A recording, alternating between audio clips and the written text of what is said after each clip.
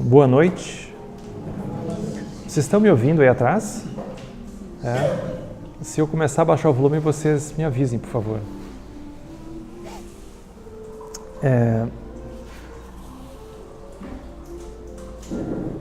O tema que a gente vai ver hoje, ele é um tema de fronteira, assim, ele é um tema de diálogo. É como se um diálogo do mundo interno com o mundo externo, né? Ou seja, o que as tradições que têm na sua base a prática do silêncio, as práticas contemplativas, o que elas têm para oferecer para um mundo aparentemente tão causal, né? Um mundo aparentemente tão externo, né? Com tantas coisas aparentemente óbvias, né? E especialmente porque a gente tem uma visão das tradições contemplativas, as tradições do silêncio, como sendo tradições que elas não têm um engajamento, elas não têm uma possibilidade, uma noção de fazer alguma coisa, a não ser ficar retirado do mundo, né? Então isso é um mito, isso é uma visão um pouco distorcida das coisas, né? Então é como se a base na qual a gente começa a olhar é a base das crises, né? Ou a crise, aí depende, né? A primeira coisa que a gente tem que relativizar nesse ponto é o fato de que quando a gente fala que existe alguma coisa em crise, dependente do nível que isso seja, essa crise ela sempre é uma crise particular, por mais global que ela seja, que a gente pense que ela seja global, né? Porque a gente tem uma dificuldade muito grande de pensar além da própria bolha que a gente está imerso, né? Então a gente tem uma facilidade de rapidamente expandir para todos os cantos do universo as visões de mundo que a gente está sustentando, imaginando que todos os outros seres vêm daquele modo e têm os mesmos valores e assim por diante, né? Então, por exemplo, num certo sentido, boa parte do que a gente vai olhar como uma crise, que a gente vai ver numa dimensão mais ampla da sociedade, ela diz respeito a uma coisa muito particular, que é uma sociedade que tem um fundo ocidental, eurocêntrico, vamos dizer assim, pós-revolução industrial, e especialmente que, ainda que essa crise ela aparentemente seja alguma coisa particular, ela é uma crise que acaba afetando todos os seres, né? Mas ela é uma crise antropocêntrica, né? Ela é uma crise de um tipo de bolha que um tipo particular de seres humanos entraram e não se deram conta que eles estão presos ali dentro, né? E pela primeira vez na história, isso está se transformando em alguma coisa realmente ampla, porque a gente está vivendo o que alguns estudiosos eles vão chamar que é o antropoceno, né? Então é uma era onde especialmente a civilização europeia, ela foi se transformar numa força tão gigantesca que ela é comparada a uma força geológica. Então, que ela vai suceder então ao Holoceno. Então, a sociedade eurocêntrica ela se transformou numa coisa tão impactante que ela está sendo capaz de alterar todos os ritmos de vida numa intensidade geológica, né, que a gente possa dar para esse termo, né? Está afetando o clima, está afetando os seres, está afetando aquilo de um jeito muito grande, né? Por outro lado, a sociedade onde vai surgir essa crise é uma sociedade estreita, isso é uma coisa super recente, né? Então, para olhar isso, a gente vai precisar olhar a noção de bolha, né? Como que o budismo vê isso, a noção de bolha? Então, por exemplo, o Fernando Pessoa já dizia, né? O tanto que a gente alcança a nossa visão, a visão de mundo de cada um é a visão do tamanho da sua aldeia, né? Então, isso no budismo isso tem um paralelo muito forte, porque a maneira pela qual o alcance que a nossa visão vai ter, ela vai estar na total dependência do alcance da nossa visão, né? Eu, quando lembro disso, eu sempre lembro de uma vez que eu levei meu pai a Porto de Galinhas, no tempo que eu morava no Sebo da Mata. Aí eu tirei ele do Rio Grande do Sul, uma vez eu consegui e levei ele para lá, né? Para ele ver alguma outra coisa que não Rio Grande do Sul, né? Aí a gente levei ele em Porto de Galinhas. Super bonito aquilo, né? Aí eu lembro que cheguei lá, daí aluguei uma barraquinha dessas na beira da praia, a gente sentou, ele ficou olhando. Aí teve uma hora que ele não se aguentou, ele disse assim, tchê, isso aqui, Capão é a mesma coisa. Isso é o tamanho da aldeia, né? Aldeia de Capão, né? Então a gente tem essa estreiteza, né? A gente pensa que aquele local que a gente está vendo ele é global, né? e a gente tem uma dificuldade de realmente ver o que está acontecendo ali, uma vez que o instrumento de medida é aquele de onde a gente vem, né? Então, eu sempre, para a gente começar esse assunto, eu sempre acho interessante a gente retornar ao exemplo do próprio Buda. Porque, como a gente está chegando num momento que é uma era, a gente começa assim, pós-modernidade, né? Pós isso, pós aquilo, daqui a pouco começa a surgir o pós-budismo, pós-meditação, isso pode chegar em todos os cantos, né? Então a gente precisaria olhar isso como o exemplo do próprio Buda. E vai ficar muito claro a impressionante atualidade do que o Buda não só falou, mas do próprio modelo que ele descreveu num tempo aparentemente extremamente longínquo, né? Como 26 séculos atrás, né? 2.600 anos. Mas é extremamente atual.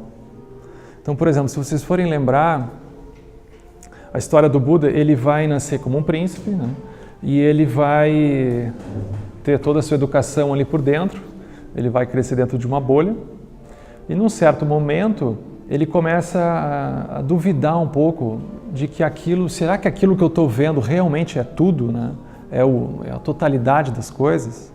Aí num certo momento ele começa a se perguntar o que é que tem para além daquela aldeia que ele vivia. Ele chega nesse ponto, né? É como se cada um de nós, num certo momento, precisasse chegar num ponto em que a gente começa a se pensar no que tem para além da aldeia que a gente vive. A aldeia não geográfica, né? Mas uma aldeia sutil. Então, o Siddhartha, ele chegou nesse ponto. Então, quando ele chega nesse ponto, ele começa a se perguntar o que tem para fora daqui. Então, esses dias eu estava lendo um artigo da Eliane Brum, que é uma jornalista muito interessante, e ela escreveu um artigo que, o nome do artigo é assim, Mãe, onde vivem as pessoas marrons?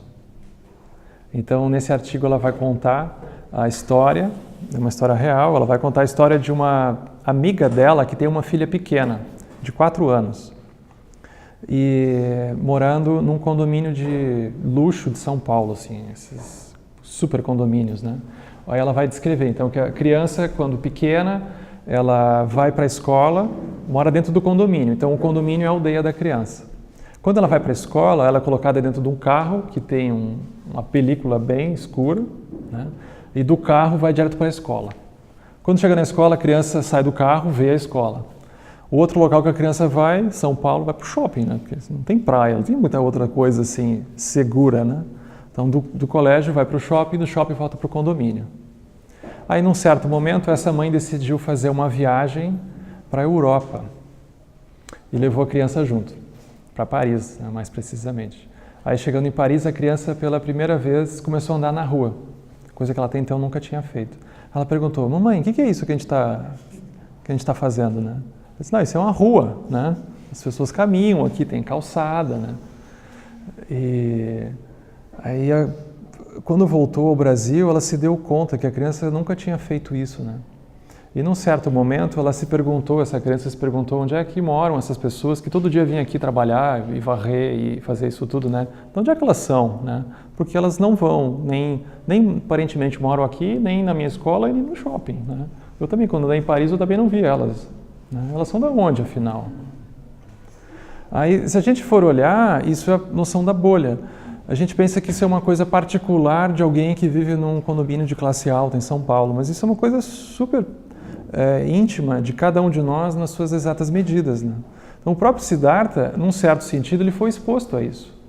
Porque ele vivia num palácio cercado de proteção, ele não sabia de onde é que aquilo vinha, para onde é que aquilo ia, as pessoas que transitavam, ele não tinha a menor ideia, era uma bolha muito parecida.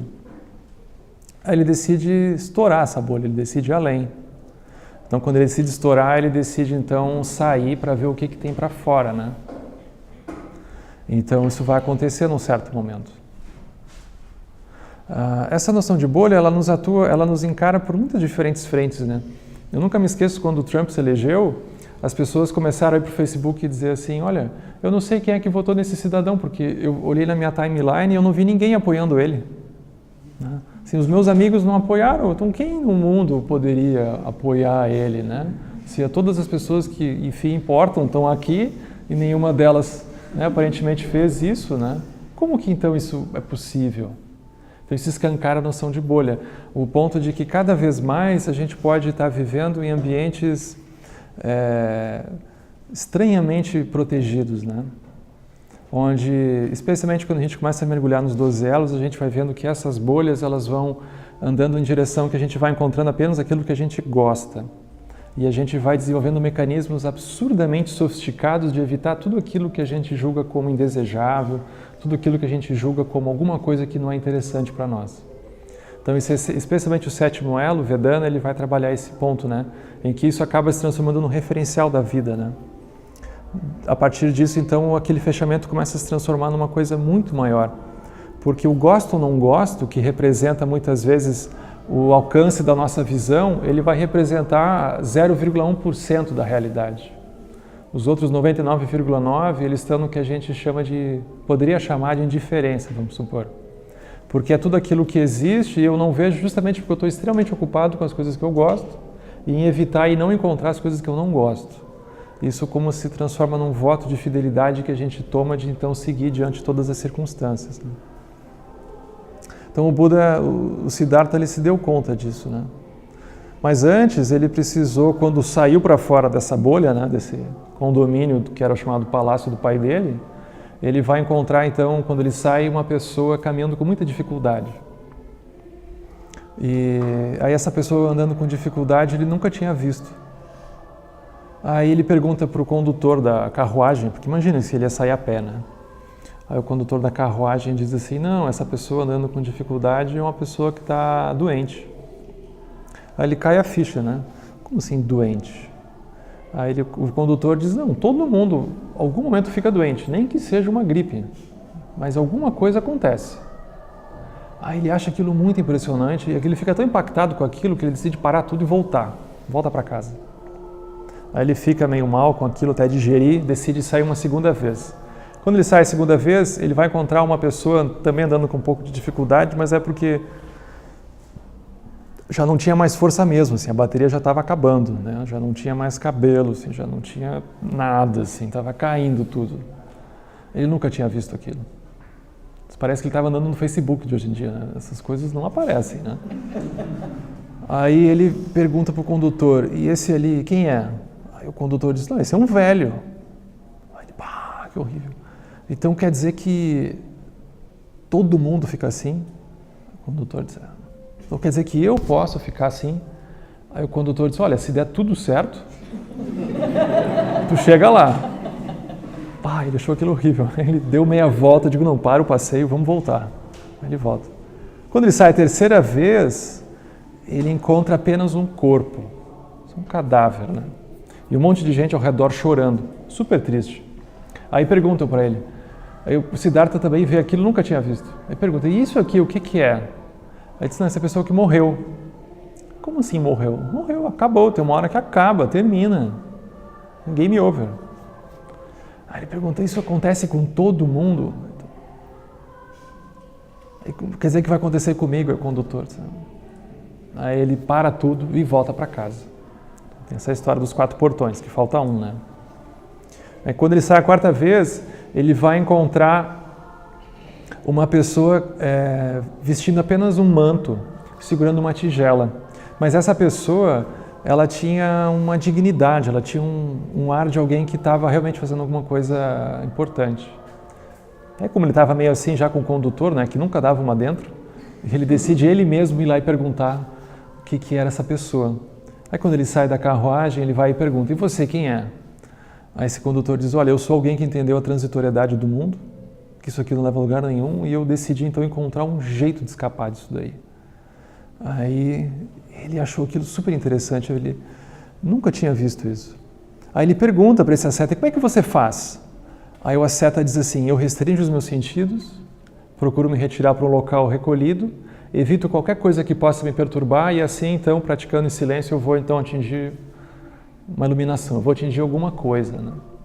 Então essa é a primeira instrução que ele recebe, primeira instrução de prática, né? Aí quando ele vai então se embrenhar no mato e passar um bom tempo fazendo isso, ele vai então praticar não apenas essa instrução, ele vai depois encontrar outros professores, ele rapidamente vai realizar aquilo que os professores dele estavam ensinando. Mas ele se deu conta de que cada um dos professores que ele encontrava tinham realizações particulares, elas não eram a liberação, elas eram estados que eram atingidos a partir da prática, mas nada daquilo era a realização mesmo, né? Aí tem um dia que depois de 6 anos ele praticando com muita ênfase, com muito esforço, ele entra em crise.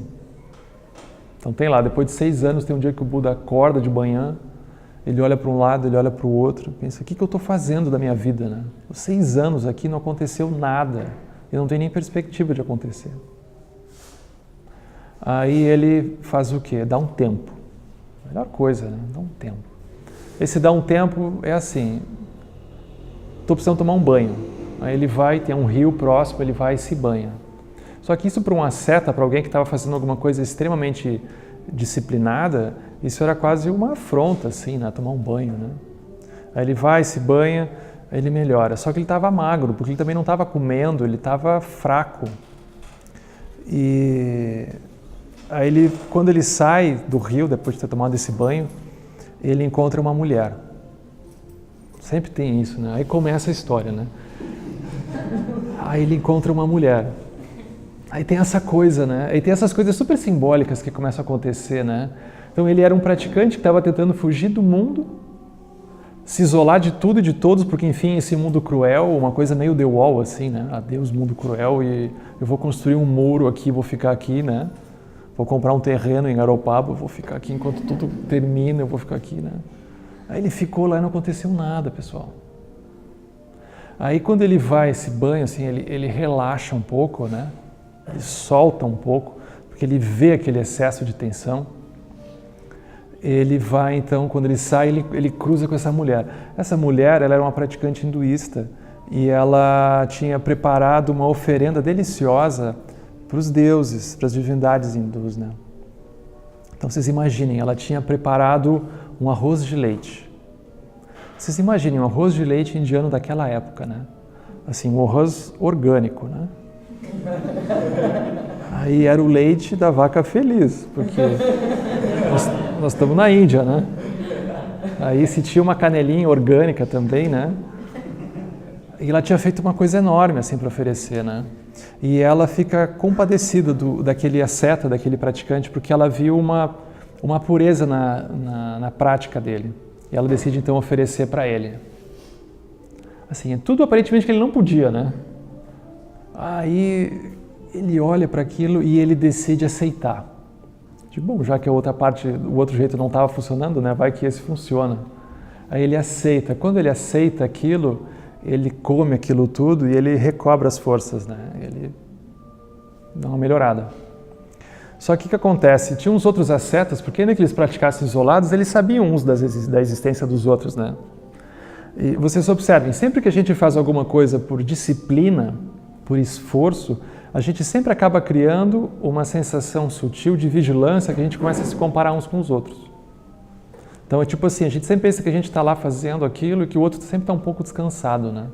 Tipo assim, a gente começa a fazer meditação, a pessoa está lá dura, né? Aí daqui a pouco olha para o lado, o outro já está assim, né? Aí a gente pensa, coitado, né? Porque enfim, nós é que estamos no caminho, né? Aí qualquer coisa que a gente faz e aquilo tem um esforço, aquilo tem uma disciplina, aquilo tem um excesso, aquilo acaba produzindo uma vigilância sutil de comparação do que o outro está fazendo e eu estou aqui, né? Isso acaba acontecendo, né?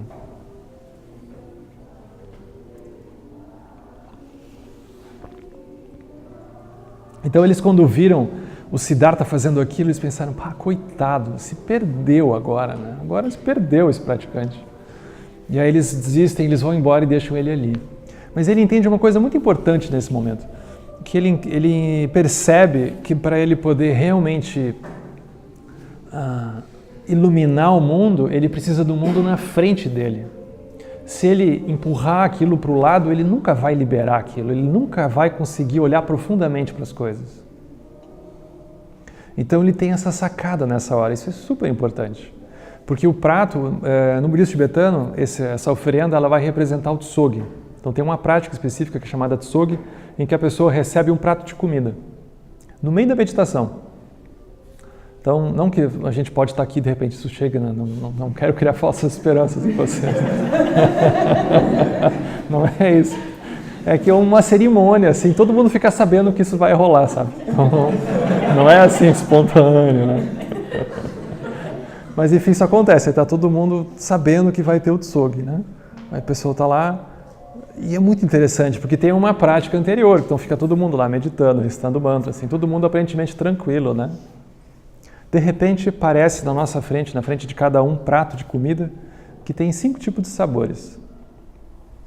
Aí lá dentro vai ter chocolate, vai ter nabo, aí vai ter gengibre, aí vai ter um limão azedo, aí vai ter um pouco de cada coisa, né? Então esse prato, ele vai representar um mundo. Por que o mundo? Porque ele vai representar o fato de que quando a gente olha para as coisas, a gente instintivamente gera uma sensação de gosta ou não gosta. É como se a pessoa muito rapidamente ela criasse uma faixa de gás assim no meio do prato, em que para um lado ela bota o que ela gosta, do outro ela bota o que ela não gosta. E é assim que ela lida com as coisas, e ponto. Só que o ponto sutil daqui, na verdade, é a pessoa observar, e isso é muito interessante porque é dentro de um ambiente extremamente protegido, né? Vocês pensam que essas práticas elas são feitas dentro de um templo, por exemplo. Então a pessoa está dentro de um templo, a pessoa está lá sentada em posição de meditação. É muito provável que tenha um lama sentado lá na frente, conduzindo aquela coisa toda, né? Então a pessoa aparentemente está num ambiente assim, super protegido para olhar para o mundo interno, né? Aí surge esse prato na nossa frente. E aquele prato começa a nos perturbar. Por quê? Porque ele começa a nos cutucar, né? E a gente vai ser convidado a lá, aí deu 5 minutos, aparece alguém com uma bandeja na nossa frente. Do tipo assim, o que você vai oferecer do seu prato, né? Não deu nem tempo da gente provar tudo, né? Já tem que oferecer. Aí o prato vai representar isso, ele vai escancarar as nossas estruturas internas, né? Então isso no budismo é muito importante, porque as estruturas internas, as estruturas kármicas, elas precisam de uma condição secundária para elas se manifestarem, elas não vão se manifestar por si só. Do tipo assim, se a gente perguntar para cada um de vocês assim, e aí, tá tudo bem? A pessoa, ela pode parar assim, até olhar para dentro assim, não, tá tudo bem. Todo mundo é um pouco suspeito. Então, se a gente realmente quer saber como é que está a pessoa, a gente não pergunta para a pessoa como é que ela está. A gente pergunta indiretamente. Tá, tudo bem, e o fulano aquele, como é que tá? Né? E o ciclano aquele, né? E o vizinho seu aquele que não sei bem o quê. Aí a gente vê que a gente tem uma série de coisas que, embora a gente estivesse ali focado fazendo alguma coisa, aquilo seguiu em algum lado, né? Então, o Siddhartha se deu conta nisso naquele momento, né? Que quando ele recebeu aquele prato de comida, ele precisava das experiências para poder liberar elas. Ou não. Aí o liberar não significa a gente descartar elas, significa que a gente pode seguir aquela experiência ou pode não seguir. Aí não vem ao caso o que a pessoa vem fazer, mas sim que a pessoa iluminou aquilo. A pessoa iluminou no sentido que a pessoa jogou luz ali dentro. Então isso dentro do budismo, isso vai ser visto de diferentes maneiras, né? O primeiro caminho que vai ser apresentado e que muitas vezes ele vai surgir de modo quase automático é o que é chamado caminho do renunciante, que é o caminho daquele que tenta abandonar alguma coisa. Então a gente quando encontra alguma coisa que a gente ou não gosta, ou mesmo que a gente encontre alguma coisa que a gente gosta, que a gente pensa que a gente não deveria, ou qualquer coisa que perturbe num certo sentido, pode ser que surja uma sensação interna de afastamento. Então isso vai se transformar numa abordagem. Essa abordagem ela tem um nome técnico, esse nome técnico é chamado Hinayana. Só que quando a gente faz isso, tem que colocar uma observação. Porque a gente pode começar a pensar assim, bom, então quem são os praticantes Hinayana, né? Ah, os Hinayana eles estão lá naquele local, como se fosse quase torcida organizada, né? Tu tem lá os Hinayana com a camiseta escrito Hinayana, né? Porque, claro, o inferior sempre é o outro, nunca nós, né? Aí surge esse obstáculo. Só que, no fundo, isso significa, essa postura, ela significa uma maneira de lidar com as coisas. A gente vai observar que essa postura Hinayana ela é muito interessante, porque ela simboliza o fato de que se a gente encontra alguma coisa que a gente não dá conta, não significa que a gente vai fazer de conta que não está vendo ou que a gente vai talvez rejeitar, assim, nunca mais eu quero olhar para isso. Significa que a gente naquele momento se dá conta que a gente talvez não tenha todos os instrumentos para lidar com aquilo naquele momento. Então a gente se fortalece para poder, então fortalecido, olhar para aquilo. Então aquilo está guardado, esperando o momento que a gente consiga as ferramentas adequadas para olhar. Hinayana significa isso. É muito importante a gente lembrar isso. Senão a gente começa a criar o sectarismo, que é a gente começar a classificar as pessoas a partir de coisas particulares. Então, o Dzongzar Rinpoche, ele fala muito sobre isso. Ele diz que todos nós praticamos todos os caminhos em diferentes momentos do dia. Então, tem horas do dia que a gente é Hinayana, a gente não chega, né? Para mim deu, né? Agora não. Depois tu vem com esse papo de mundo interno, de budismo, de aquietar, mas agora não. Todo mundo tem um horário que isso acontece. Mas depois tem outra abordagem, que é uma complementar a essa, que é Mahayana, que é chamada, né? Então, Mahayana é uma abordagem que a gente já não necessariamente tem uma postura de renúncia, mas tem uma postura da gente tentar, como dizer, a gente, dentro dessa visão, a gente vai entender que a gente, para poder realmente avançar, a gente vai precisar fazer aquilo de uma maneira muito ampla. Essa maneira ampla é que a gente vai ter que incluir todos os seres. Só que aqui tem um sentido de causalidade ainda. A pessoa começa a fazer práticas para, a partir da prática, ela começar a se purificar. Então começa a surgir uma noção de um caminho de causalidade. A pessoa começa a fazer certas coisas e ela começa, a partir dessas coisas que ela fez, ela começa então a se purificar dos venenos mentais. Tem um sentido quase que causal. E isso pode, de modo muito sutil, escorregar para dentro do caminho. Porque a pessoa pode começar a se relacionar com o caminho a partir de uma perspectiva em que ela faz práticas para um dia atingir a iluminação. Que não vai ser hoje. E nem daqui a 10 anos, assim, algum dia. Aí a pessoa tem a sensação que quando ela encontra o caminho espiritual, é como se ela tivesse dado entrada num consórcio. Que toda vez que ela senta 15 minutos na almofada dela, ela paga uma prestação. Ela vai lá e pagou uma, né? Ela foi lá, recitou o mantra, fez o retiro, fez isso, que ela pagou mais uma prestação. Para que um dia aquilo possa, a partir daquela acumulação toda, resultar na dita iluminação, que está uma coisa super distante. Mas enfim, é o que podemos. Então isso é a abordagem Mahayana Sutrayana, em que a pessoa vai fazendo aquilo dentro de uma coisa um pouco causal, né? Só que depois vai vir uma abordagem complementar a isso, que é chamado Vajrayana. O Vajrayana é uma abordagem que vai lidar com as coisas do jeito que elas aparecerem, sem a gente precisar empurrar, sem a gente precisar maquiar, sem a gente precisar fazer nada. A gente descobre que o grande desafio que a gente tem é conseguir olhar para as coisas sem interferir nelas. Não que a gente vai ser então complacente, que a gente vai ser qualquer coisa, que a gente vai ter que então concordar com tudo isso que está aí. Não é nesse sentido. Mas é no sentido da gente poder, para a gente poder realmente olhar com alguma coisa com um pouco de profundidade, a gente vai precisar se desarmar das preconcepções que a gente tem sobre elas. Porque pode ser que a gente, quando começa a mergulhar naquilo, a gente descobre que aquilo não era bem o que a gente imaginava que aquilo era, né? Aí no Vajrayana vai surgir essas expressões assim. Por exemplo, o Trungpa Rinpoche, ele vai dizer que o propósito da meditação não é ser um sedativo, como a gente poderia imaginar, né? Então a pessoa senta em meditação para ficar sedada, né? Como alguém que agora ficou, como que num certo sentido, imune às dores do mundo, ela ficou imune a qualquer coisa.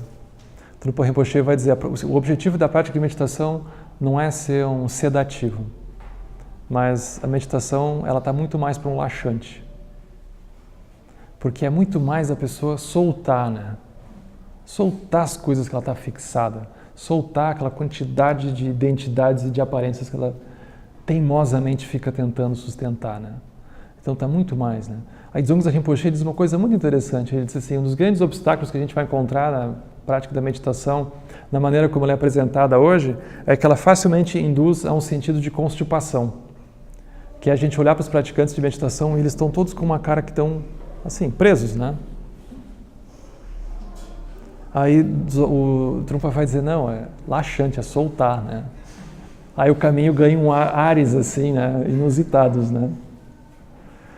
Agora, quando a gente vai olhar para esse tema de como soltar e como a gente olhar para as coisas do jeito que elas se apresentam, surge uma coisa muito interessante, que é o fato de a gente trabalhar com as nossas emoções, a gente trabalhar com os nossos padrões, a gente trabalhar com as concepções que a gente tem sobre as coisas. Então existem como que 5 princípios que vão nortear isso, né? Que eles são representados simbolicamente pelos pelas 5 famílias búdicas, né? Então, a primeira delas, ela simboliza uma capacidade muito interessante da gente, num certo sentido, conseguir se colocar no lugar do outro. Só que isso é uma coisa muito profunda, porque a gente, quando começa a falar sobre isso, a gente começa a ficar na dúvida. Esse outro é o outro mesmo ou é o outro que eu tenho dentro? Aí a pessoa descobre que tem uma diferençazinha entre o outro mesmo e o outro que ela tem dentro, né? Porque pode ser que esse outro que ela esteja vendo não seja aquele que está ali, né? Então a gente descobre que a gente sempre fica numa coisa um pouco estranha, né? Quando começa a chegar nesse terreno, né?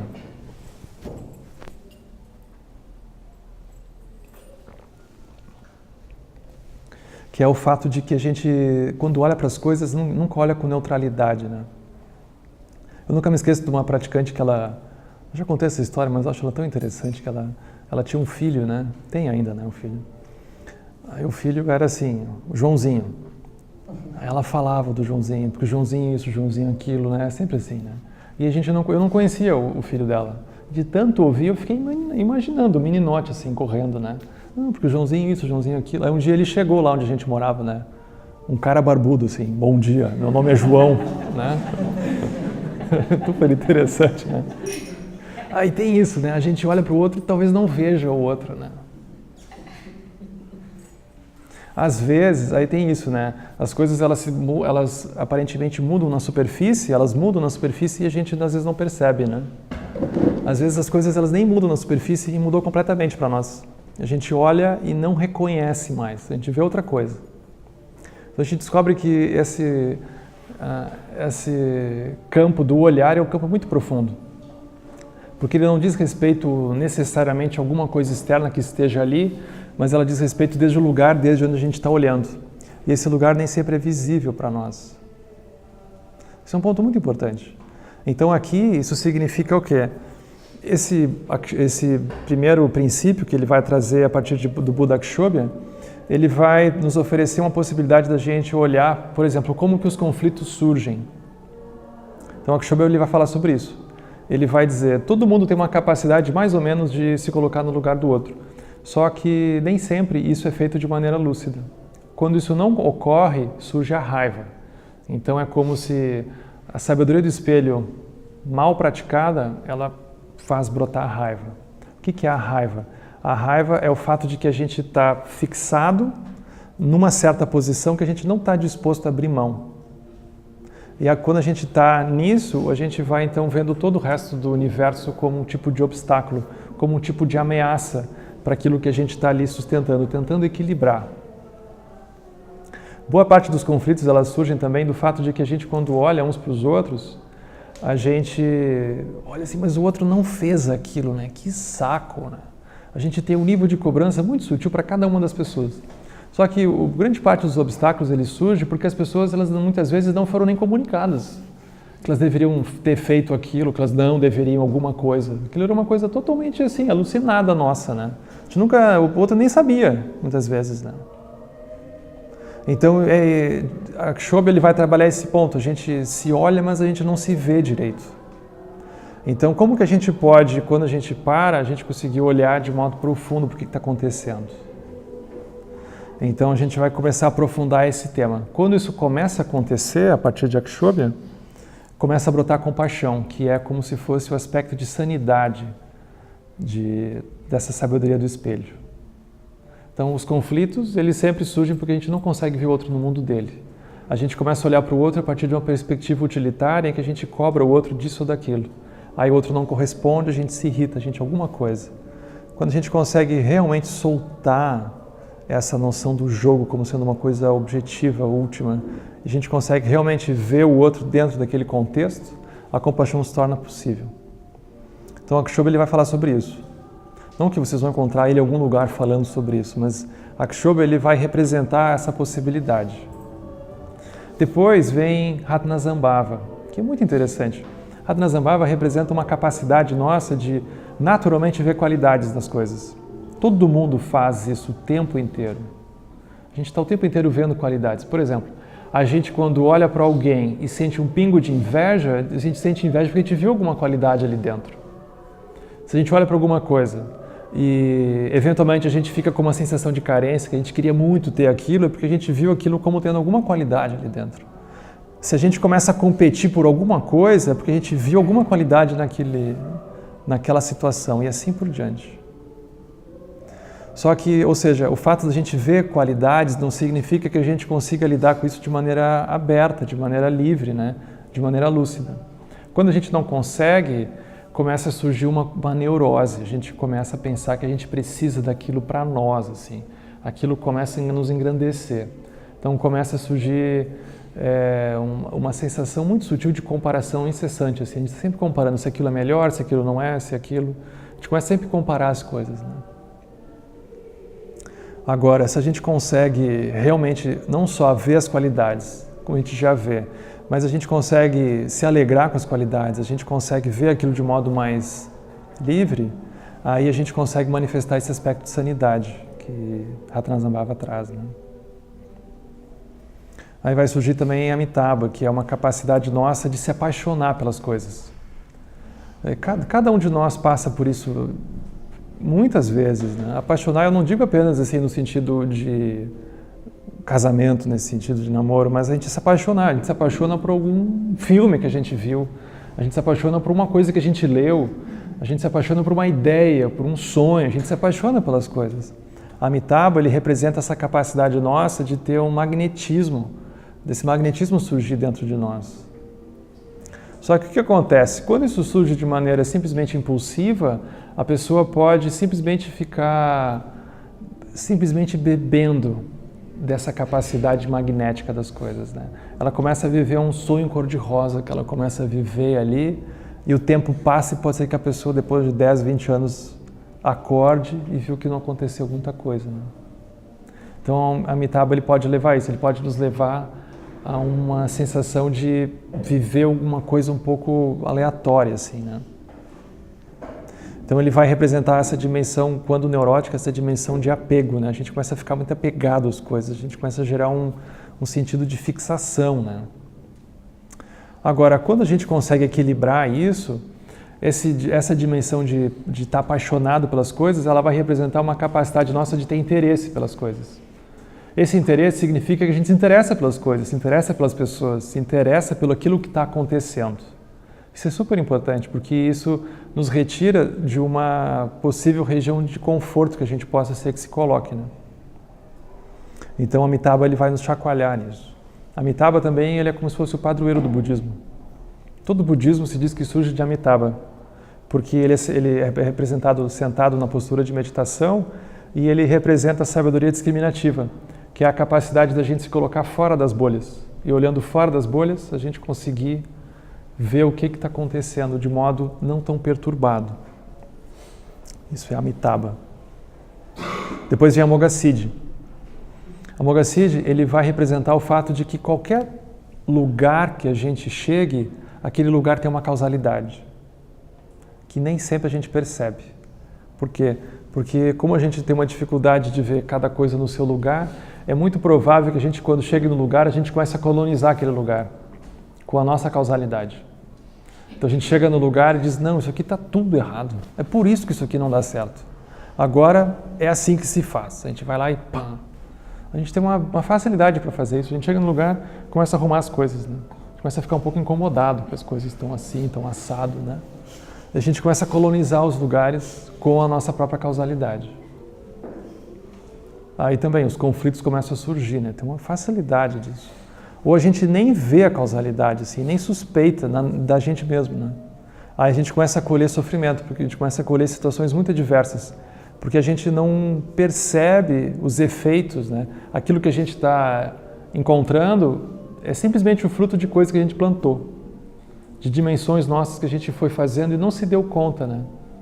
Então, quando alguma coisa estoura, aquilo aquilo tem uma linha muito clara que se a gente for investigar, que a gente vê que a gente construiu aquilo de um modo causal. Só que nem sempre isso fica visível, né? Então, o Amoghasiddhi, ele vai trazer essa reflexão, né? Da gente se dar conta dessa dimensão de causalidade das coisas, né? E vai ter, por último, Vairocana, que é a sabedoria de Dharmata, que é uma capacidade nossa de ver as coisas de modo mais amplo, a gente conseguir ver além da bolha que a gente está. Então, no Zen, eles têm uma metáfora muito interessante, que é uma instrução que surgiu dentro de contexto de retiros, né? Que é o fato da pessoa, quando está em alguma dificuldade, ela tem esse convite, né? Dentro do retiro mesmo, a pessoa subir para ter uma montanha bem alta e ela tem a experiência de olhar a realidade lá de cima. Então, ela começa a ver muitas diferentes realidades, micro-realidades, que são as ruas, os carros passando, as pessoas, cada uma delas vivendo a sua vida, aquilo com um sentido como se fosse último, né? Mas a pessoa consegue, por algum momento, descolar e ela vê que tem muita coisa acontecendo além da situação dela, né? Então isso é interessante, porque a gente se dá conta de que sempre que a gente está fechado, a gente tem uma tendência natural ao sofrimento. O mestre do Lama Santen, Chagda Rinpoche, ele falava muito sobre isso. Ele dizia, o grande problema do Sansara é que no Sansara as pessoas têm muitas poucas razões para se alegrar, porque elas em geral só conseguem se alegrar com elas mesmas. Então elas têm pouquíssimas razões, porque elas só conseguem se alegrar com aquilo que diz respeito a elas. Enfim, uma chance super pequena. Se eles conseguem fazer isso de modo muito mais horizontal, a chance de se alegrarem é muito maior. Então, Vairocana, ele vai representar uma capacidade nossa de se colocar fora das bolhas. A gente conseguir, ainda que aquilo que a gente está vivendo, a gente percebe que aquilo tem um impacto, a gente percebe que aquilo tem uma importância, a gente também não toma aquilo como sendo a última coisa do universo, né? É uma coisa que está acontecendo, como outras já aconteceram, como outras que vão vir, e a gente consegue olhar aquilo com um pouco mais de distância, né? Então, esses 5 Jnani Budas, eles são como que uma chave mestra que nos oferece uma possibilidade da gente encontrar um tipo de encaminhamento, né? Agora, esse encaminhamento ele surge a partir de uma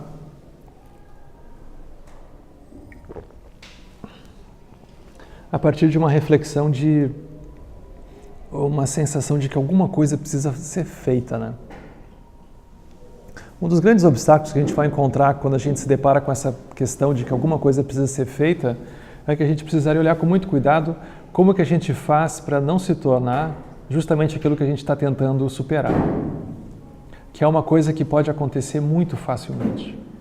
Eu diria que é uma das coisas mais automáticas que podem acontecer é a gente acabar se transformando naquilo que a gente está tentando superar. Justamente para a gente não estar conseguindo olhar aquilo com profundidade. Eu acho que uma das primeiras pessoas que conseguiu refletir sobre isso, na nossa sociedade, não de uma forma espiritual, até onde eu sei ela não tinha uma conexão espiritual, mas de uma forma de muita lucidez, foi a Hannah Arendt, que foi uma filósofa alemã que viveu no século XX, e ela foi uma pessoa muito interessante porque ela, mulher judia, e ela foi então estudar os nazistas. Como que os nazistas puderam fazer o que fizeram? Como que eles, quando saíam dos seus quartéis, eles saíam dos campos de concentração, eles chegavam em casa, eles tinham uma família, eles tinham um cachorrinho, eles tinham esposa, eles tinham filhos, e eles não eram monstros ali.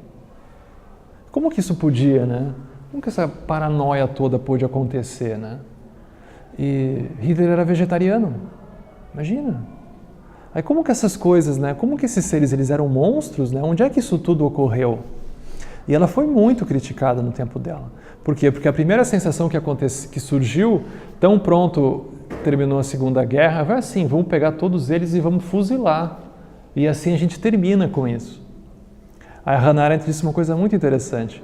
Ela disse, se a gente simplesmente fizer isso, a gente está banalizando tudo o que eles fizeram. Como assim banalizando? Ela vai dizer, a gente está se eximindo de olhar para isso de uma forma mais profunda.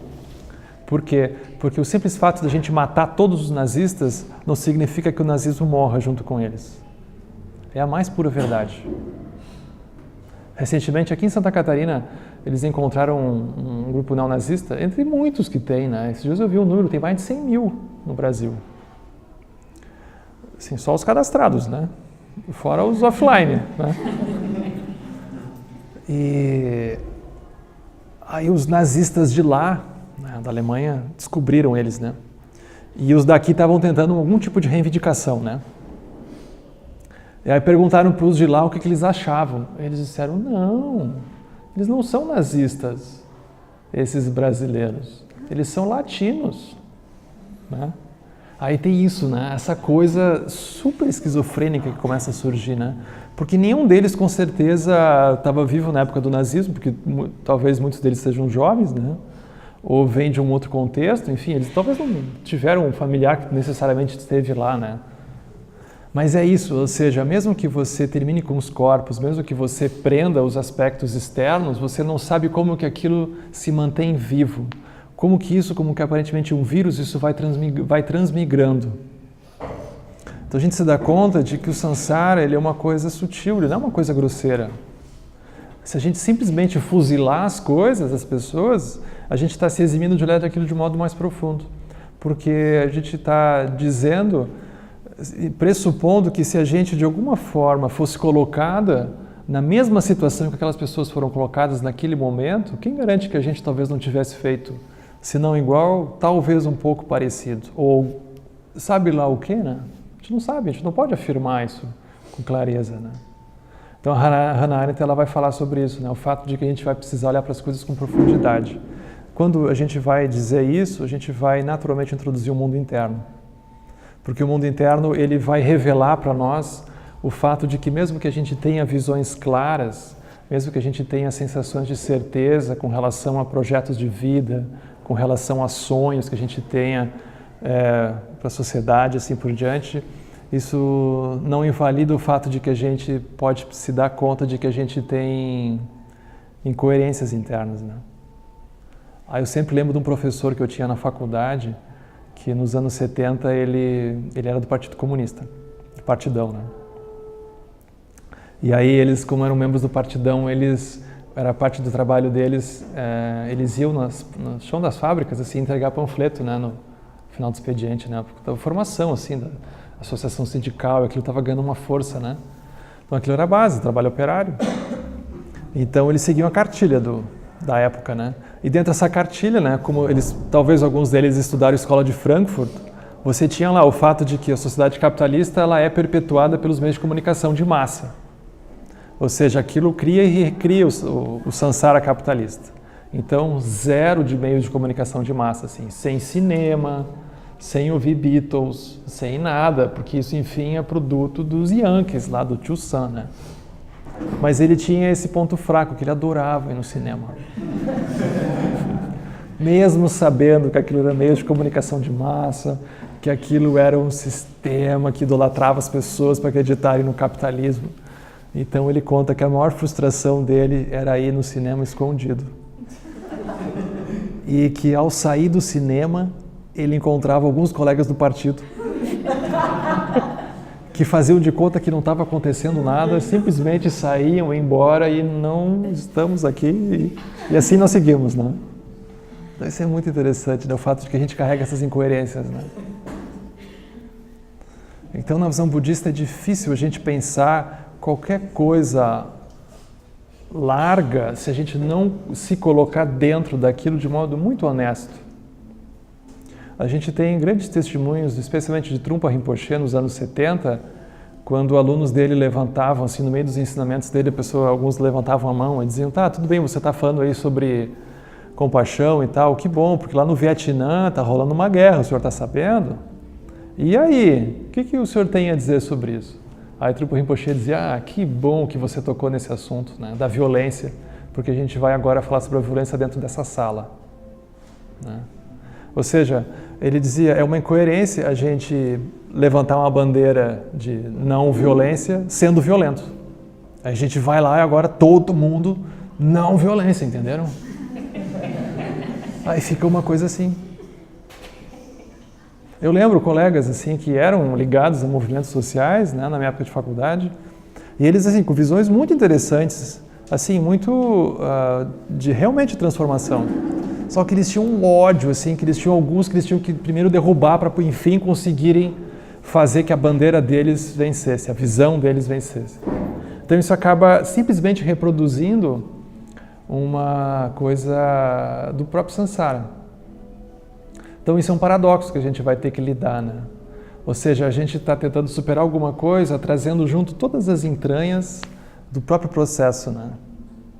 Então, uma grande contribuição que eu acho que o budismo tem a oferecer é o fato de a gente conseguir olhar para dentro em meio a esse processo. Não significa que a gente vá se esquivar, que a gente vá se retirar, que a gente vá qualquer coisa, mas especialmente que a gente vá trazer essas dimensões internas para dentro daquilo que a gente está fazendo. É como se não fosse possível ser de outro jeito.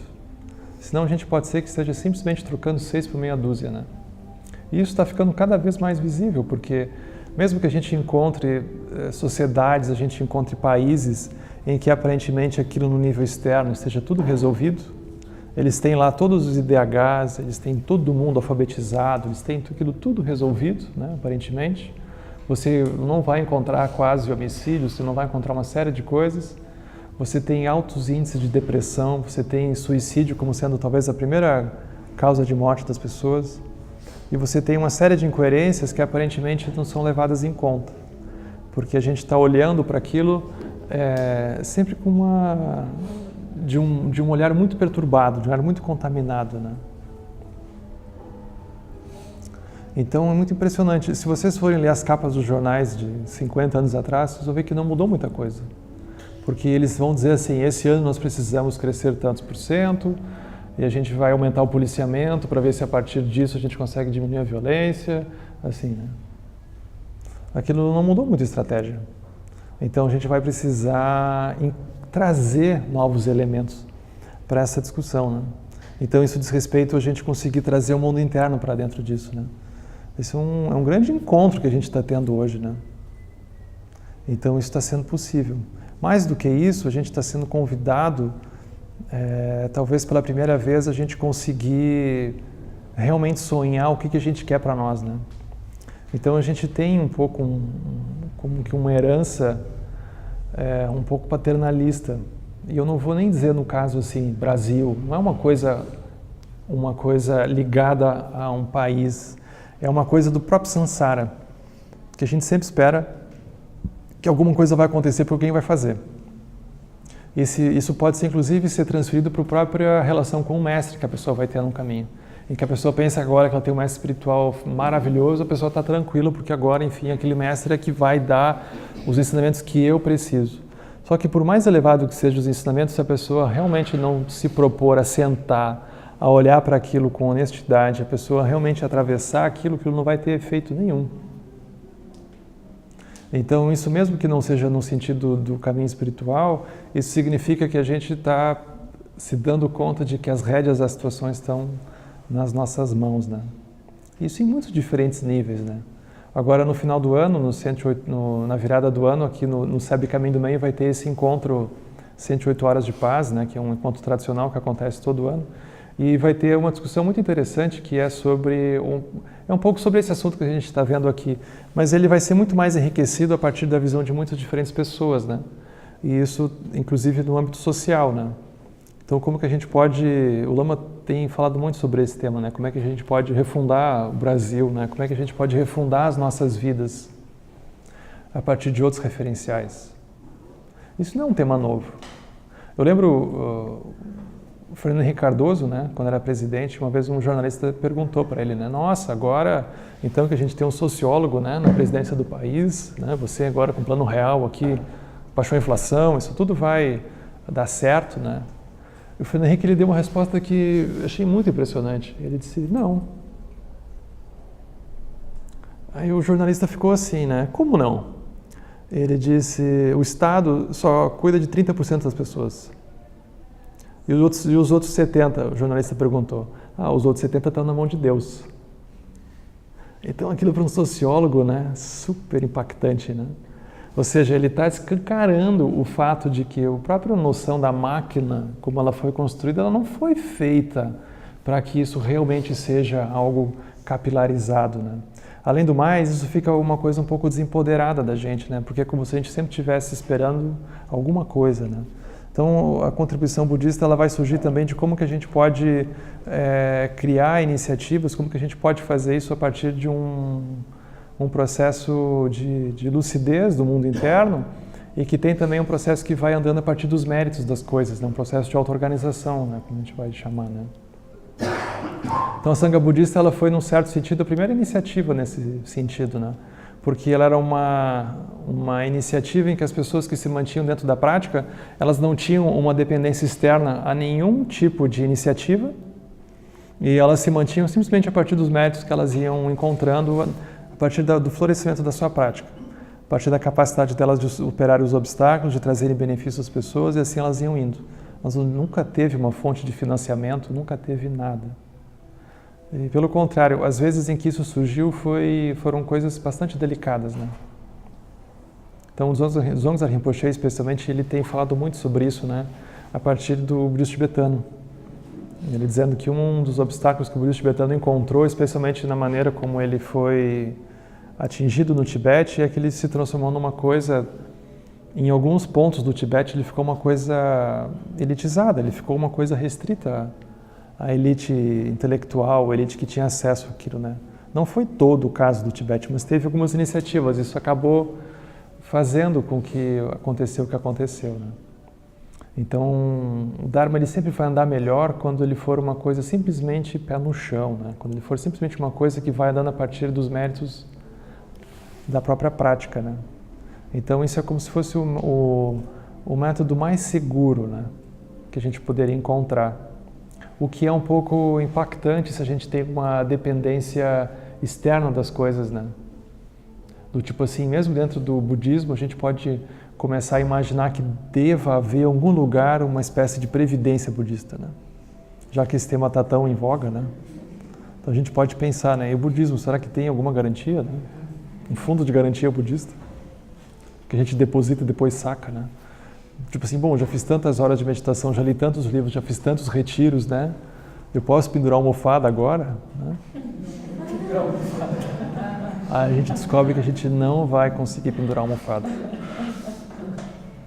Então isso diz respeito ao fato de que todo dia que a gente acorda, a gente abre os olhos, a gente refaz os votos, a gente mantém esse olhar da gente conseguir olhar e manter a visão diante das coisas que a gente encontra, né? Então a gente vai precisar escapar também dessa noção um pouco piramidal, né? Da gente estar fazendo coisas e estar se afastando de outras, né? Esse é um ponto bem importante, né? Que ele vai nos pegar pelo caminho inteiro, né? É muito impressionante, assim, por exemplo, eu estou falando, não sei até que horas eu posso. Dá para seguir, né? Tem até trilha sonora hoje, então a gente tá super bem, né?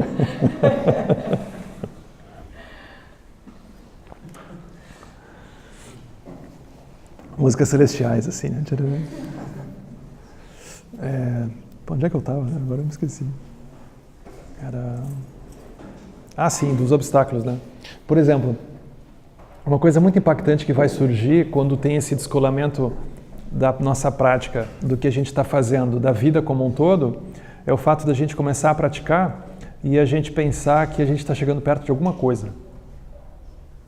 Então é super bonito de ver, né? Especialmente para quem está em retiro. Depois de um tempo a pessoa, ela diz assim, a minha mente ela está assim, a minha mente está assado, nossa, eu tô... Aí a pessoa só falta perguntar, e aí, tô perto? Né? Aí tu pensa, né? Perto da onde, né? De ligar para o 190, de o quê, né? Então tem isso, né? A pessoa pensa que agora que ela viu aquilo, ela está mais perto de alguma coisa. Então tem isso. Aí o que acontece? Aquilo tem uma super região de indiferença da vida da pessoa, que ela não está olhando, que aquilo está totalmente intocado, e a pessoa pensa que está assim, né? Levitando já. Aí começa a surgir esse descompasso, que é o descompasso. Obrigado, querido. É o descompasso do que a pessoa está fazendo ali, do descompasso de como que a pessoa lida com as coisas. O grande obstáculo que a gente vai encontrar aqui, no caso desse diálogo do caminho espiritual, ou do budismo, ou da meditação, ou do mundo interno, seja o nome que a gente dê para isso, com a nossa vida, é a gente escapar da sensação que a gente está fazendo alguma coisa particular. Esse é o grande obstáculo que a gente tem, que é o fato da gente sempre pensar que a gente está fazendo uma coisa um pouco especial.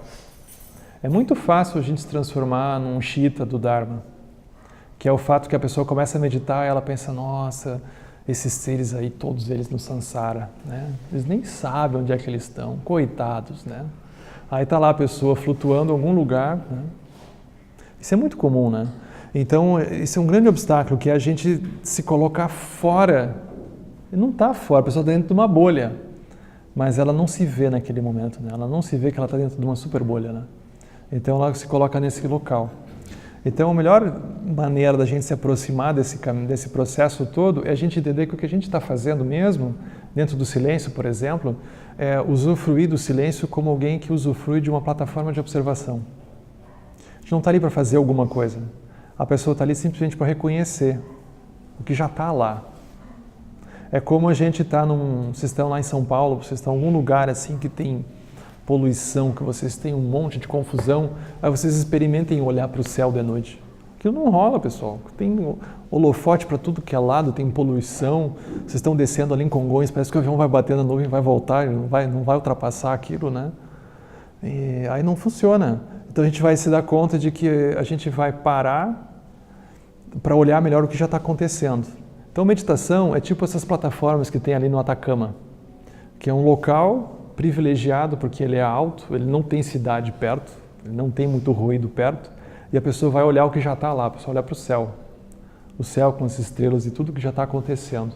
Ela não vai lá para criar alguma coisa, ela não vai lá para alguma coisa diferente, ela vai olhar para o que sempre está lá sob o céu de São Paulo, está lá sob o céu de qualquer lugar. Só que tem certas condições em que a pessoa talvez não consiga ver direito. Então quando a pessoa para, ela não para fazer outra coisa, ela para se dar conta do que já está acontecendo. Isso tem uma diferença muito grande na própria maneira como a pessoa começa o processo. Porque a pessoa está começando o processo não numa postura de alcançar algo, como alguém agora que entrou numa corrida espiritual de atingir certos objetivos num certo prazo de tempo. Como a pessoa agora entrou no plano de carreira budista, né? A pessoa pensa assim, minha vida não dá certo, meu emprego não deu certo, meu casamento não deu certo, mas agora a minha carreira como meditante, né, como budista, essa vai deslanchar, certamente. Aí é muito fácil, né, a gente cair nessa bolha, né? Então a gente vai precisar, de novo, ter essa capacidade de simplesmente se dar conta do que já está acontecendo, sem colocar qualquer coisa ali dentro.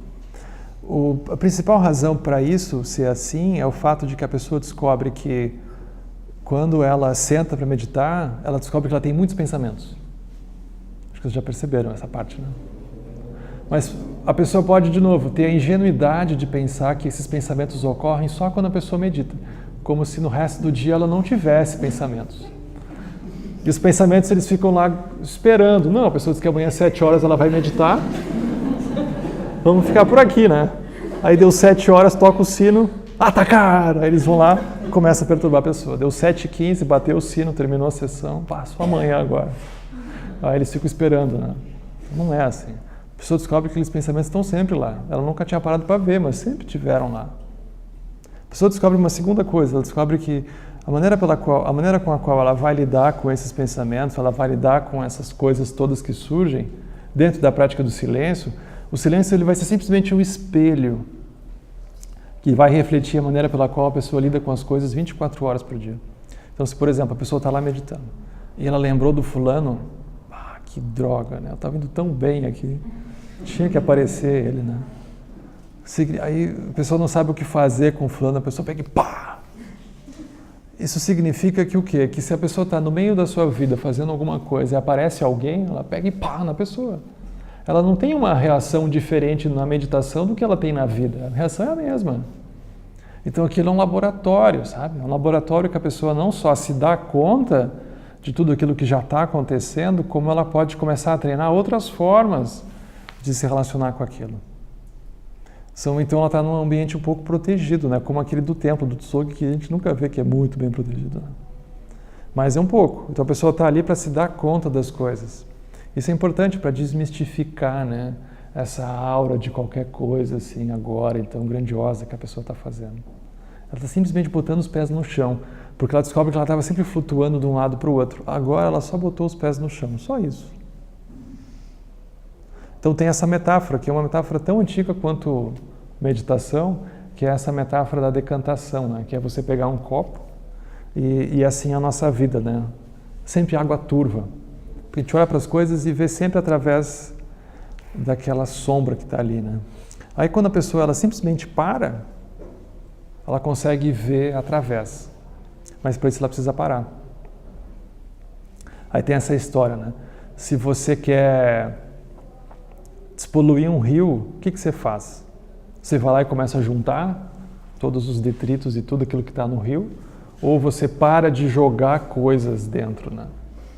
Então, parar de jogar é muito mais interessante, né? Então, a pessoa quando para, ela está nesse ponto, né? Ela está, naquele momento, minimamente, ela está parando de gerar confusão, né? Que seja, né? Por 15 minutos ela não está incomodando ninguém ali, né? Então, nem que seja por isso, mas já é uma grande coisa que a pessoa pode fazer, né? Ela libertou os outros por 15 minutos dela.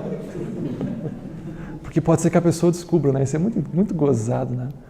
Por exemplo, é engraçado de ver assim, a pessoa quando entra num treinamento, assim, tipo um retiro, aí a pessoa chega lá depois de não sei quantos dias, a pessoa diz, eu não me aguento mais. Eu não me aguento. É muito importante que a pessoa passe por isso, né? Porque vocês pensem, se a pessoa não se aguenta, os outros têm que aguentar, né? Ela descobre depois, não só que ela não se aguenta, como que ela é super monotemática. Todos nós somos muito monotemáticos. A gente descobre que a gente não pensa mais do que 2 ou 3 coisas, 24 horas. Então é muito interessante a gente passar por isso, que a gente está lá super profundo, a pessoa descobre que ela só pensa 3 coisas. Ela só pensa se pode ter uma comida melhor, ela só pensa em sexo e o que ela vai fazer depois que o retiro acabar. Aí está lá 24 horas, a pessoa descobre que ela ainda que está lá com aquelas sadanas, a foto do lama, aquilo tudo direitinho. 1, 2, 3, a pessoa fica lá, às vezes fica 1, 2, 1, 2, 1, 2, e a pessoa fica girando dentro daquilo, né? A gente descobre isso, a gente descobre que o campo de possibilidades que a gente se permite transitar é um campo super pequeno.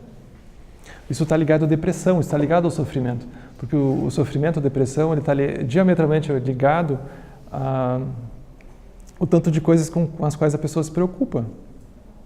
Então, se a pessoa se preocupa com 2 ou 3 coisas, é batata que a pessoa vai se deprimir, né? Porque, enfim, onde ela está esparramada é um lugar super estreito, né? Tem pouca chance. Vocês observem, sempre que a pessoa está com depressão, ela não se interessa pelos outros. Vocês peguem uma pessoa que está com depressão, assim, e vocês comecem a ver as conversas que vocês têm no WhatsApp com essa pessoa. Provavelmente são conversas em que vocês, talvez, sempre escrevam para a pessoa perguntando como é que ela está. Porque ela talvez não consiga, dentro daquela experiência de sofrimento, perguntar como que os outros estão. Ela não consegue, naquele momento, se interessar pelos outros. Porque ela só consegue pensar em si, as chances dela, enfim, encontrar uma saída são super pequenas. Né? Então, para a pessoa sair, ela precisa se preocupar com outras pessoas, ela precisa olhar para outras pessoas. Ela precisa se sentir tocada por isso, senão a pessoa não tem chance. Então, a compaixão é um remédio para isso. Né? Então, tem esse livro super bonito do Thupten Jinpa, que é um dos principais tradutores do Dalai Lama, né? Um mestre, assim. E o subtítulo do livro dele é Compaixão é o segredo mais bem guardado da felicidade. Eu achei tão bonito aquilo, porque é super verdade, né? A compaixão é o segredo mais bem guardado da felicidade, porque é algo realmente que nos protege nesse sentido, né? Não que estamos defendendo de alguma coisa, mas ele fortalece, né? Ele cria essa base, né? Então, o caminho, ele vai surgir a partir de uma contemplação desses fatores todos, né? E a partir disso, a gente começa, então, a treinar com que a gente, paulatinamente, pode ter mais liberdade. Não só frente a isso, mas a gente pode também ampliar a nossa visão para muito além, né?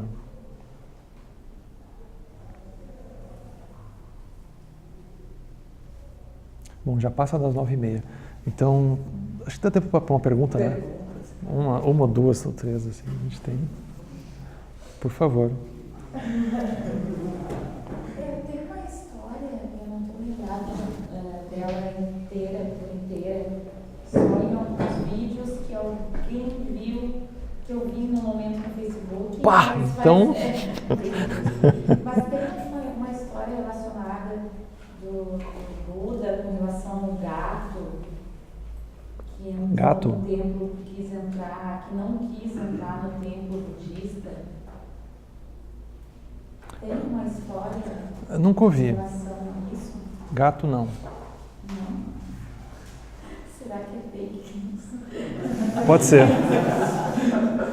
Talvez seja. Pois é, não sei. O Facebook é um pouco suspeito, né? Porque eu vi um vídeo, eu não lembro se foi de um filósofo O pior, não era nem budista, né? Não era nem budista. Daí eu tive, né, que dizia mais ou menos assim, que eu lembro do vídeo que ele ia atingir a iluminação, parece, o Buda, alguma coisa assim, tava todos os animais para ver ele, e o gato não quis ver, daí foi criticado, alguma coisa assim. Era o gato preto? Não sei. Pode ser. Eu tenho curiosidade de saber mais e saber que também isso é verdade, né? Eu nunca ouvi essa história. Não? Não. Então pode ser. Da gata do Dalai Lama. Tem esse livro que é super bom, né? Que não tem nada a ver, mas recomendo, né? Esse livro é A Gata do Dalai Lama. Super bom, né? Mas dá uma olhada, se tu gosta de gato, vê esse livro, é super interessante.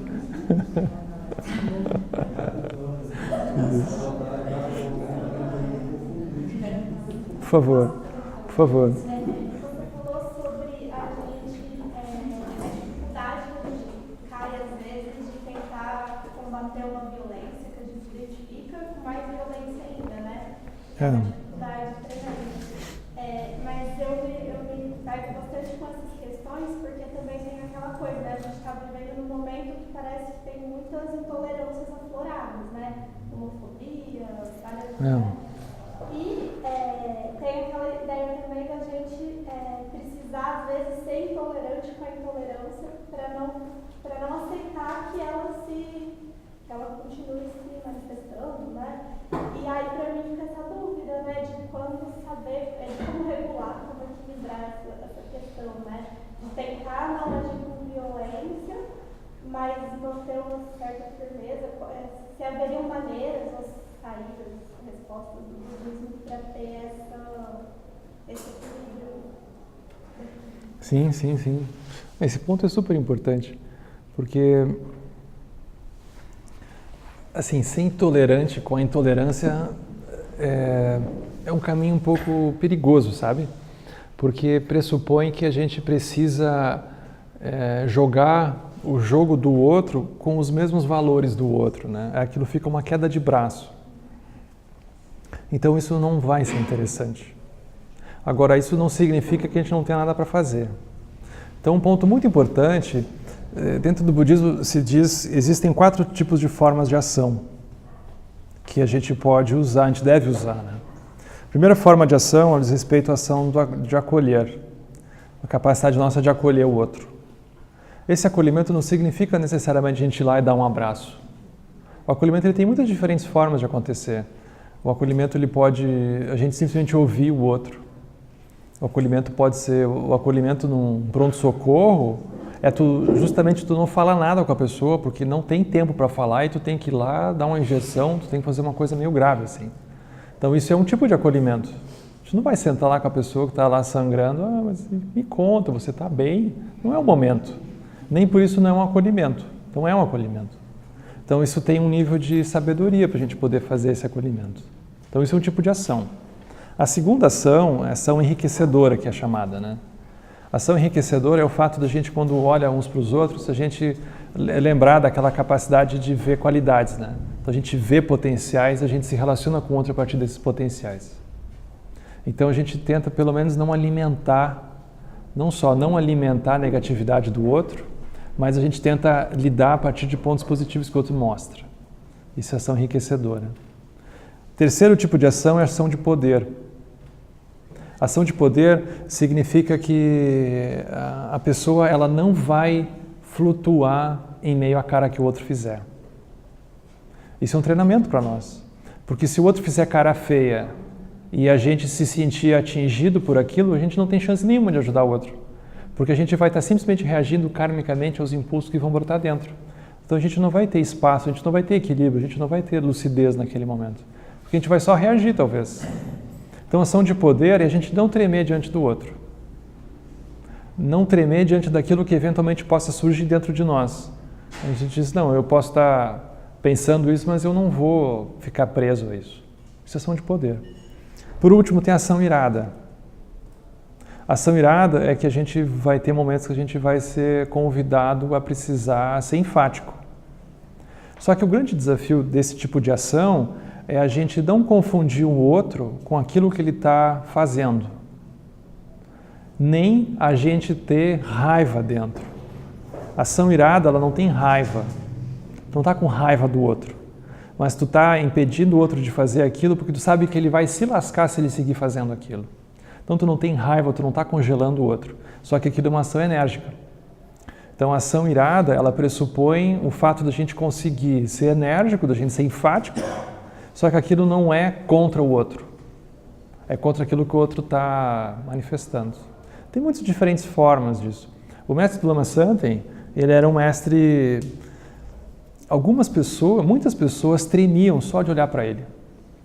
Eu não conheci ele, eu conheço pessoas que conheceram ele, né? E as pessoas contam de ver ele chegando assim e todo mundo começar a meio que tremer. Por quê? Porque todo mundo se sentia um pouco pelado na presença dele. Do tipo assim, por exemplo, a gente quando se relaciona uns com os outros, na verdade, a gente sempre gostaria que o outro visse aquilo que a gente está tentando mostrar para ele. A gente tem uma autoimagem que a gente gostaria que o outro comprasse, mas que ele não visse outras coisas, né, que a gente está aqui escondendo aqui, assim, né? Então é sempre um jogo, né? E o Rinpoche, ele tinha o quê? Ação de poder. Parado. Ele não estava jogando nada. Então ele via todo mundo raio-x, assim, porque ele não estava vendo os jogos, né? Ele estava paradão ali, vendo tudo. Então as pessoas se sentiam sem chão, porque as pessoas viam que ele não ia acreditar naquilo, ele não ia jogar aquele jogo. Como a pessoa só sabe jogar um jogo, o que ela faz agora então? Daí a pessoa fica com uma cara assim, né? Meu Deus! Né? E assim, imagina, ele era um senhor velhinho, né? Ele era um senhor velhinho, andava de cadeira de rodas. Né? Que chance ele tinha de qualquer coisa? As pessoas tremiam só de olhar para ele. Eu acho muito impactante isso, né? Então, aí tem vários relatos assim de pessoas que chegavam para ele e ele foi irado, mas de um jeito que não é assim, rachando como um dragão. Então, eu lembro uma praticante que uma vez chegou para ele e disse assim, Rinpoche, eu estava meditando e eu descobri um super obstáculo na minha prática. Eu descobri que eu tenho muito orgulho. E eu não estou sabendo muito bem como lidar com isso. O que o senhor recomenda? Aí o Rinpoche paradão, assim. Aí disse que ele olhou para a pessoa e disse assim, orgulho de quê? Próximo. Então isso é ação irada. Ele era curto, sabe? Curto e direto. Isso é ação irada. Ele não ia contar uma história assim, veja bem, você está preso a uma coisa particular. Ele não ia fazer isso. Então isso ele foi cirúrgico, né? Então a ação irada é assim, a pessoa não pode se perturbar com aquilo que o outro mostra e a pessoa corta aquilo pela raiz, entende? Mas ela não está com raiva, ela não tá compactuando com o outro. Mas a pessoa fez o que foi preciso. Se a pessoa está com medo de, mas será que ela não vai gostar mais de mim? Será que eu não vou agora, ela vai ficar com qualquer coisa comigo? Aí a pessoa está jogando um jogo, a pessoa não vai conseguir fazer isso. Agora, se a pessoa está ali entendendo realmente o que está acontecendo, ela faz porque ela sabe que aquilo está além de qualquer jogo de identidades, né? Então a gente vai precisar, para realmente poder agir nesse campo, a gente vai precisar ter uma compreensão desses diferentes níveis, né, de como que as coisas funcionam, né? E como que a gente se impacta, como que a gente se relaciona com elas, né? É um caminho. Nada. Acho que tem tempo para mais uma, será? Por favor. Quando você fala de reagir karmicamente, como que é uma reação? O karma tem como impedir o resultado? Como que é reagir karmicamente? Tem muito. Reagir karmicamente, tem muitos níveis de significado dessa expressão, sabe? Porque no sentido grosseiro, a pessoa pode pensar que reagir karmicamente diz respeito apenas aos impulsos, né?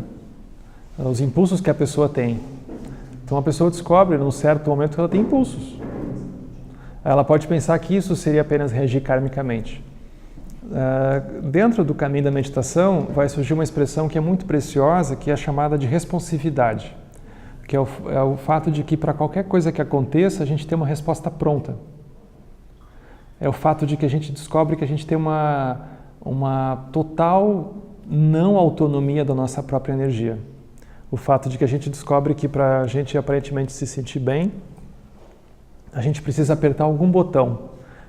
Nem que esse botão seja do WhatsApp para chamar alguém, ou para alguém curtir alguma coisa, a gente precisa como que movimentar circunstâncias externas para a gente operar alguma coisa interna. Então a pessoa descobre que ela só sabe operar desse jeito.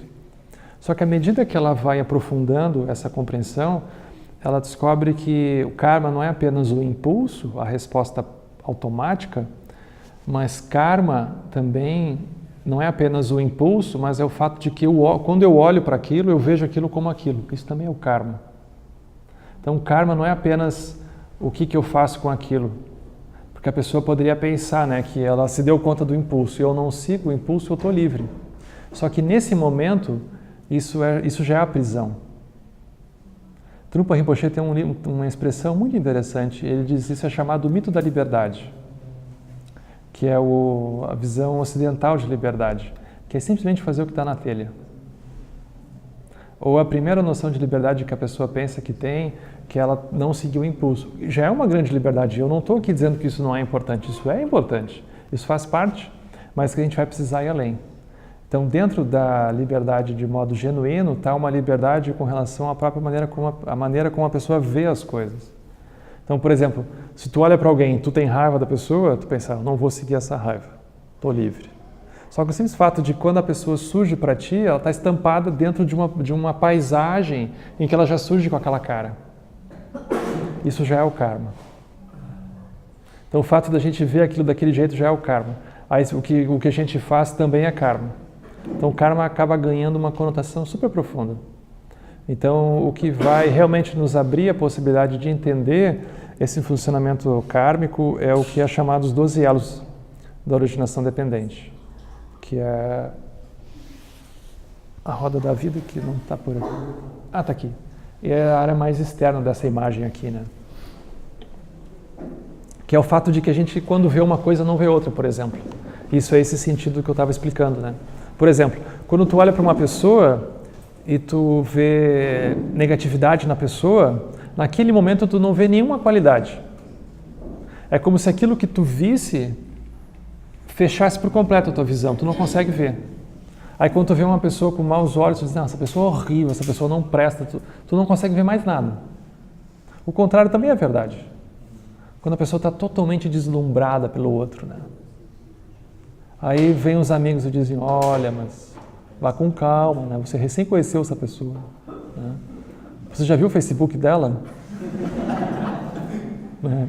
Aí vai todo mundo lá tentar dar né? Olha, vá com calma e tal. A pessoa diz, não, vocês estão contra mim, né? Vocês não me apoiam, não sei o quê, eu quero ser feliz, vocês não querem que eu seja feliz. Não era, então tá, então deixa. Aí daqui a pouco a pessoa vai do extremo para o outro. Ele não presta, não sei o quê, a pessoa fecha de novo. Então isso faz parte de avidya, né? Então a avidya é esse processo de que a gente tem uma incapacidade de olhar com profundidade para qualquer coisa que seja. Porque a gente, quando olha para as coisas, a gente vê uma imagem interna, a gente não vê o outro. Isso é muito importante a gente se dar conta. Isso é bonito de ver em relacionamento que já terminou, né? A pessoa terminou um relacionamento, aí o outro se foi, não morreu, mas foi para outra cidade, ou a pessoa não cruzou mais com o outro. Só que o outro segue vivo dentro da pessoa, né? E esse outro que segue vivo dentro da pessoa, ele segue tipo um fantasma, que vem e assombra a pessoa, né? E vem e diz coisas, e assim vai, né? E aí a pessoa fica se perguntando o que vai ser do dia dela e que ela encontrar com o outro de novo. Só que talvez o outro que ela encontre não seja esse fantasma, seja outra pessoa. Mas talvez a pessoa não veja, ela não consiga ver, porque ela só consegue ver aquilo que ela traz dentro, né? Então isso já é o karma. Então o karma ele vai ganhando um nível de profundidade muito grande à medida que a pessoa vai olhando para essas coisas todas, né?